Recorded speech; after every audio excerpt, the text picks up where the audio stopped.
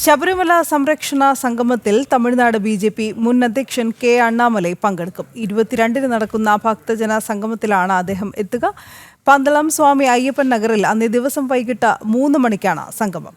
Google Ramesh തയ്യാറാക്കിയ report കാണാം.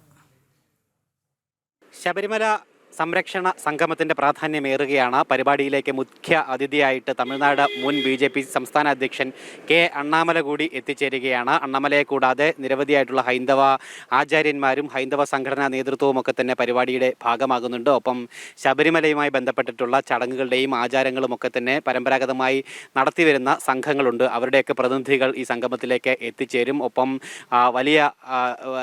വലിയ രീതിയിൽ ബഹുജന പങ്കാളിത്തത്തോടുകൂടി വിശ്വാസികളുടെ ഒരു വലിയ സംഗമം തന്നെ നടപ്പാക്കാനായിട്ടാണ് തീരുമാനിച്ചിരിക്കുന്നത്. എന്തായാലും 22-ാം തീയതിയാണ് ശബരിമല കർമ്മസമിതി ആഹ്വാനം ചെയ്തിട്ടുള്ള ശബരിമല സംരക്ഷണ സംഗമം പന്തളത്ത് നടക്കുന്നുണ്ടാവുക. 2 പരിപാടിയായിട്ടായിരിക്കും ഈ പരിപാടി നടക്കുന്നുണ്ടാവുക. രാവിലെ 9 മണിക്ക് ഈ ശബരിമലയുടെ സംരക്ഷണവും അതോടൊപ്പം തന്നെ വിശ്വാസവും വികസനവുമായി ബന്ധപ്പെട്ട് സെമിനാറാണ് നടക്കുന്നത്. പന്തളത്തുള്ള നാനാ കൺവെൻഷൻ സെന്ററിലാണ് സെമിനാറുകൾ നടക്കുന്നത്. ഈ സെമിനാറിലും ഹൈന്ദവ ആചാര്യന്മാരും ഹിന്ദു സംഘടനാ നേതാക്കളും അതോടൊപ്പം തന്നെ ആചാരാനുഷ്ഠാനങ്ങളുമായി ബന്ധപ്പെട്ടിട്ടുള്ള സംഘങ്ങളും അടക്കമുള്ള ആളുകൾ ഈ ഹൈന്ദവ നേതൃത്വം മുഴുവൻ ഈ പരിപാടിയിൽ ഭാഗമാവുകയും ചെയ്യുന്നുണ്ടാവും. ശബരിമലയുടെ വികസനവും വിശ്വാസവും സംരക്ഷണവുമൊക്കെ ആയിട്ടുള്ള വിഷയങ്ങളുമായി ബന്ധപ്പെട്ട് നിരവധിയായിട്ടുള്ള ചർച്ചകളും പ്രബന്ധങ്ങളും ഒക്കെ ഈ സെമിനാറിൽ അവതരിപ്പിക്കപ്പെടുന്നുണ്ടാവും. അതിനുശേഷം ഉച്ചയ്ക്ക് ശേഷം 3 മണിയോട് കൂടിയിട്ടാണ് വിശ്വാസ സംഗമ പരിപാടി നിശ്ചയിച്ചിരിക്കുന്നത്. പന്തളത്ത് സ്വാമി അയ്യപ്പൻ നഗറിലാണ് ഈ ഭക്തജനങ്ങൾ സംഗമിക്കുന്ന ഈ മഹാസംഗമ പരിപാടി ക്രമീകരിച്ചിരിക്കുന്നത്. ആ പരിപാടിയിലായിരിക്കും കെ അണ്ണാമലൈ പങ്കെടുക്കുന്നുണ്ടാവുക. ഈ പരിപാടിയിലും ഹൈന്ദവ നേതാക്കൾ അടക്കമുള്ള ആളുകൾ